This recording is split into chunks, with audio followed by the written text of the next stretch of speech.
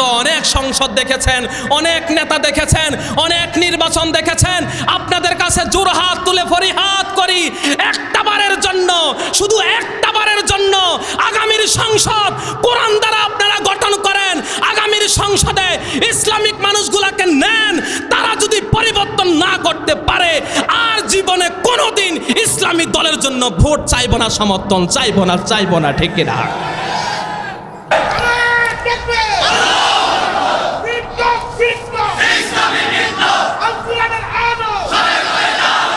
54 বছরের চুরি বন্ধ হয় নাই। এবার একটা সুযোগ এসেছে, বাংলাদেশের সংসদ যদি কোরআন দ্বারা চলে, আগামীর বাংলাদেশ 2 বছরে চোর, ডাকাত, সন্ত্রাস, চাঁদাবাজ মুক্ত হবে, ঠিক কিনা মুসলমান? শুধু একটাবারের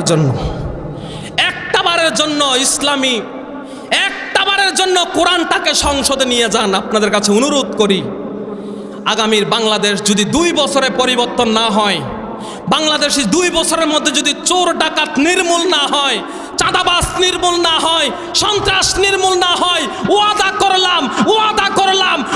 করলাম জীবনে আর কোনোদিন ইসলামের জন্য ভোট চাইব না। দেখেন না, অনেক তো দেখেছেন, শান্তি কি এসেছে? কথা বলেন, শান্তি কি এসেছে? ভাবলাম যারা চলে গেছে তারা যাওয়ার পরে হয়তো শান্তি আসবে, কিন্তু এসেছে? চুরি কি বাড়ছে না? আগের থেকে কমছে না বাড়ছে? চাঁদাবাজি কমছে না বাড়ছে? ডাকাতি কমছে না বাড়ছে? কুমিল্লার মানুষ ঢাকা যেতে পারে না রাতের বেলা, গাড়ি কি হাইজ্যাক করে নাকি? এয়ারপোর্টের মানুষ বাড়িতে আসতে পারে না, সব কিছু হারাইয়া যায়, ঠিক কিনা? সবার জন্য বলছে ভাই, সবার জন্য, কেউ রাগ করবেন না। আমরা একটাবার কোরআনটাকে সংসদে দেখতে চাই কিনা? কারা কারা দেখতে চায় 2 হাত তুলে দেখান। নারায়ে তাকবীর। যারা কোরআনের কথা বলবে তাদেরকে রাজাকার বলি, যারা ইসলামী আন্দোলনের কথা বলে তাদেরকে আমরা মানবতা বিরোধী বলি, তাদেরকে মৌলবাদী বলি। যার কারণে বাংলাদেশের মানুষের ভাগ্য 54 বছর পরিবর্তন হয় নাই, আগামী 54 বছরও পরিবর্তনের সম্ভাবনা নাই, ঠিক কিনা?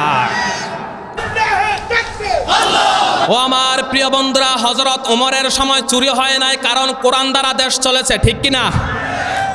রাসূলের সময় চুরি হয় নাই, কোরআন দ্বারা মন্ত্রণালয় চলেছে। হযরত আলী ওসমানের সময় চুরি হয় নাই। একজন মহিলা শত মাইল একা যেতে পারত, তার কানের দুল চুরি হতো না, গলার হার চুরি হতো না, কারণ কোরআন দ্বারা সংসদ চলেছে। আজকে বাংলাদেশে আপনি রাতের বেলা একা একা হাঁটবেন, সেই সাহস আপনার হয় না, কারণ কখন জানি চাঁদাবাজ চোর এসে আবার আপনার সব কিছু কেড়ে নিয়ে যায়। চাঁদাবাজদের কারণে আজকে মানুষ শান্তি পায় না, একমাত্র কারণ হলো কোরআন নাই। কোরআন যদি সংসদে থাকতো, কোনো মানুষ আর অনাহারে থাকতো না, ভিক্ষা করা লাগতো না। আজকে ভিক্ষুকের কোনো অভাব নাই, গাড়ি থেকে নামবেন 10-12 জন ভিক্ষুক সামনে হাজির। কারণ কোরআন দ্বারা দেশ চললে 2 বছরের মধ্যে যেই পরিমাণ জাকাত বাংলাদেশে আসে, প্রত্যেকটা ফকিরের বাড়িকে 2 তলা বিল্ডিং করা যাবে।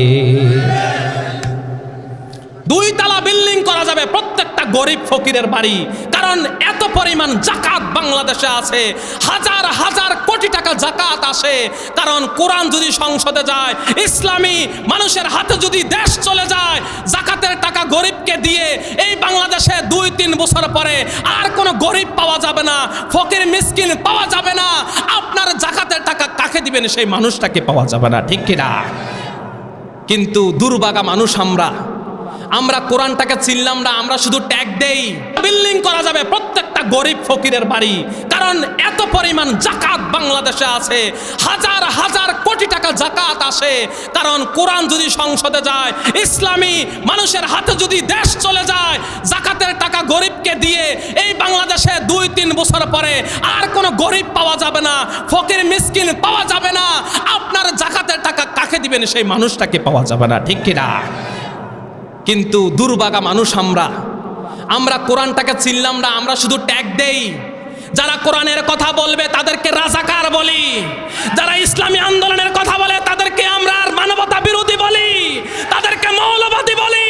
যার কারণে বাংলাদেশ বাংলাদেশের মানুষের ভাগ্য 54 বছর পরিবর্তন হয় নাই, আগামী 54 বছরও পরিবর্তনের সম্ভাবনা নাই, ঠিক কিনা?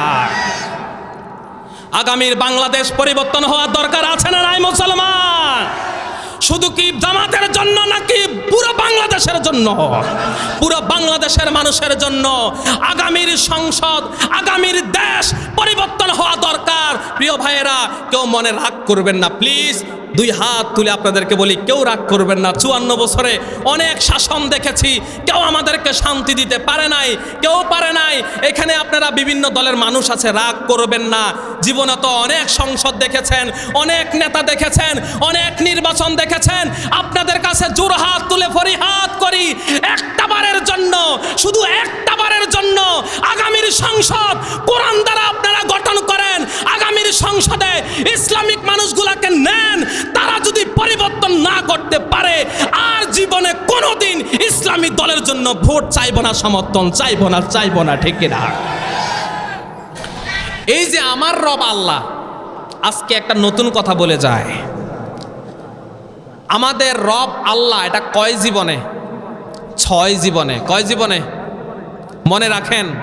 প্রথম, তোমার ব্যক্তি জীবনের রবকে।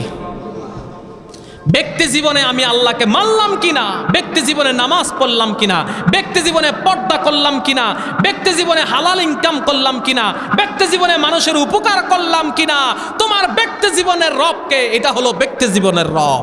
এরপরে হলো তোমার পারিবারিক জীবনের রবকে। তোমার পারিবারিক জীবনের রব, শুধু তুমি একা নামাজ পড়লে হবে না, তুমি একাই সত্য কথা বললে হবে না, সত্য পথে চললে হবে না, পর্দা করলেই হবে না। তোমার ছেলে মেয়েকে পর্দা করাইছো কিনা, তোমার ছেলে মেয়েকে নামাজের জন্য বলেছো কিনা, তোমার ছেলে মেয়েকে তুমি দিনের পথে, ইসলামের পথে, কোরআনের পথে চালাইছো কিনা, তোমার ছেলে মেয়েকে কোরআন শিখাইছো কিনা। এটা হলো পারিবারিক জীবনের রব। এরপরে বলা হবে তোমার সামাজিক জীবনের রবকে। সামাজিক জীবনের রব, নিজে নামাজ পড়েছ, সমাজের মানুষগুলাকে নামাজের দিকে ডাকছো কিনা। সমাজ জীবনের রবকে, সমাজের মানুষগুলাকে নামাজের জন্য ডাকছো কিনা। এবার কিন্তু ধরা হবে তোমার ব্যবসায়িক জীবনের রবকে। ব্যবসায়িক জীবনের রবকে। ব্যবসা করেছ, ওজনে কি কম দিয়েছিলা? তুমি কি মানুষকে ঠকাইছিলা? টাকা নিয়েছ ঠিক, কিন্তু ওজনে দিয়েছ কম।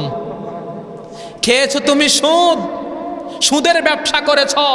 এই ব্যবসা করলে ব্যবসায়িক জীবনের রব আল্লাহ এই উত্তর দিতে পারবেন না।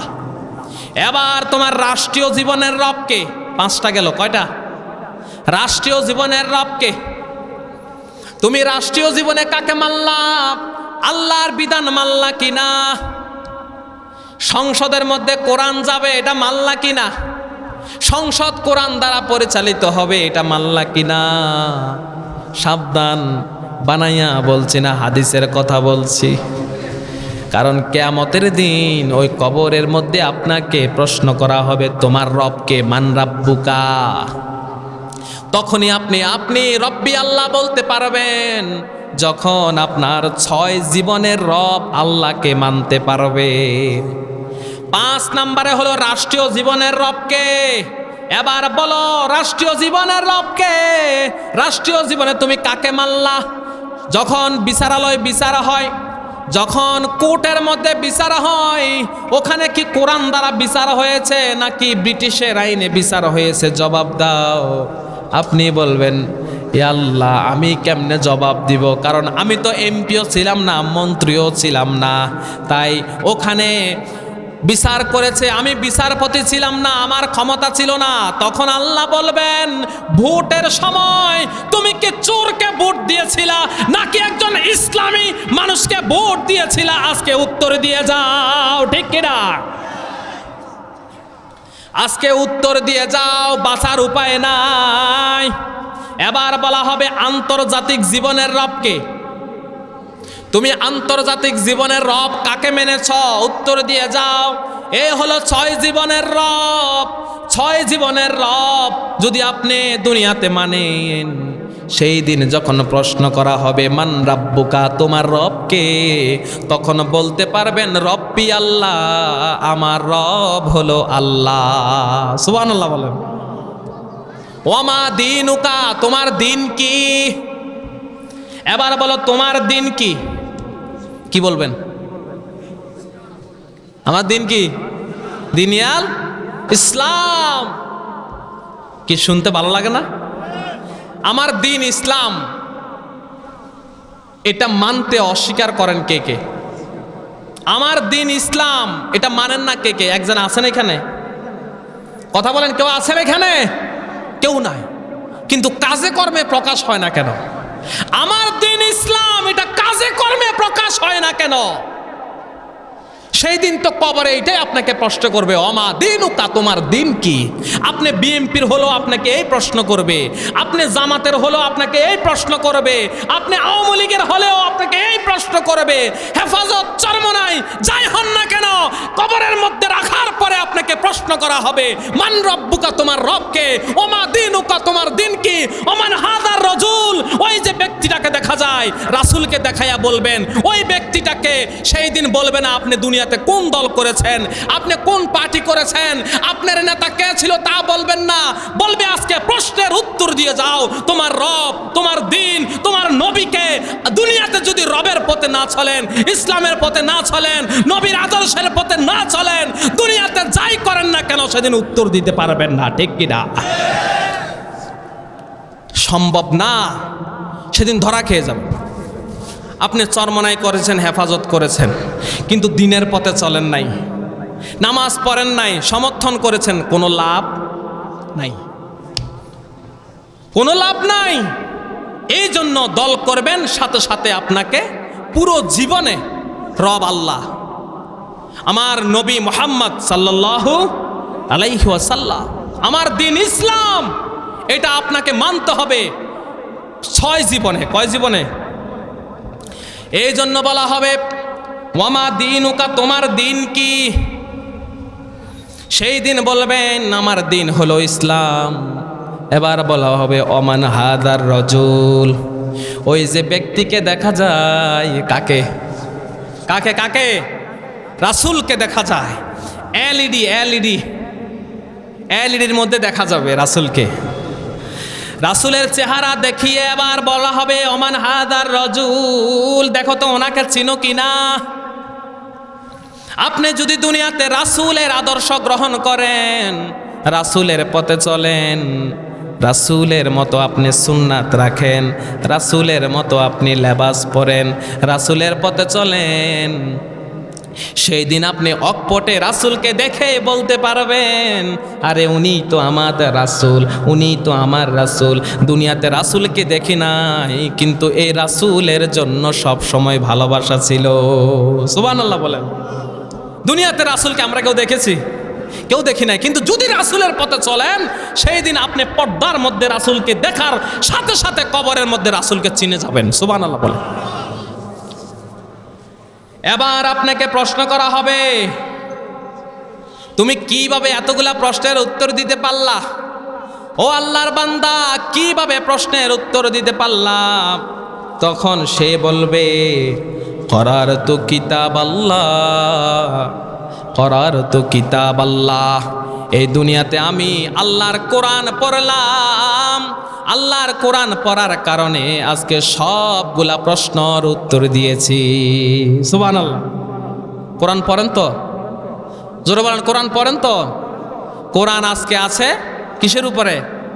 মাছার উপরে আর কাঠের উপরে। যখন বাবা দাদা মারা যায় তখন কোরআন ওখান থেকে বের করে পরিষ্কার করে পড়ে আবার জায়গা মতো রেখে দেয়া হয়।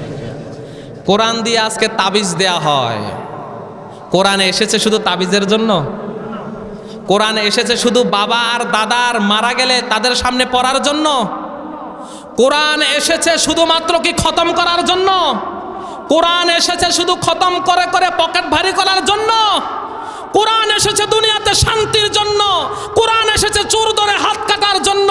কোরআন এসেছে ডাকাত ধরে শুলে জড়ার জন্য। কোরআন দুনিয়াতে এসেছে আল্লাহর এই জমিনে আল্লাহর দ্বীনকে বাস্তবায়ন করার জন্য। ঠিক কিনা মুসলমান?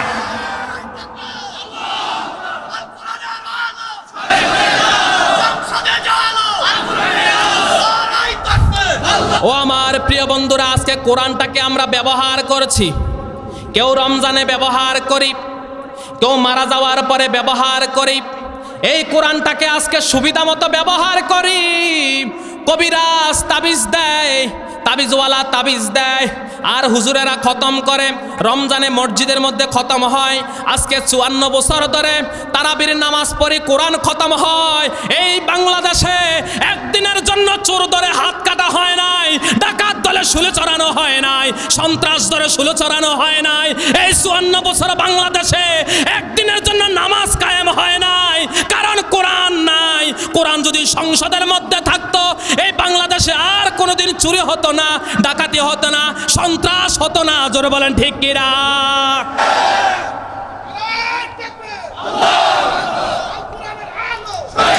কোরআন দরকার আছে না নাই?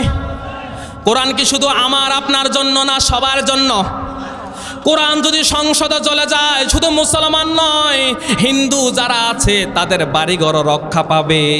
হিন্দু খ্রিস্টান যারা থাকবে তারাও কোনো দিন অত্যাচারিত হবে না, ঠিক কিনা? প্রিয় ভাইয়েরা, এই কোরআন আমাদের বড়ই প্রয়োজন, বড়ই প্রয়োজন। এই কোরআনটাকে সংসদে নিলে বিএনপি, আওয়ামী লীগ, জামাত যায় বলেন, সব দলের মানুষের উপকার হয়ে যাবে। চোর যখন যায়, চোর যদি হয় আওয়ামী লীগের, সে কি এই কথা বলে না ওই ব্যক্তিটা আওয়ামী লীগ করে, তার বাড়িতে চুরি করবো না? এটা কয় কোনোদিন? চোর যদি বিএনপি জামাত করে, সে কি বলে না এটা আমার নেতার বাড়ি, তার বাড়িতে আমি চুরি করব না? চোর কোনোদিন এই কথা বলে? চোর যেখানে পায় সেখানেই চুরি করে। চোর কারো কথা শোনে না।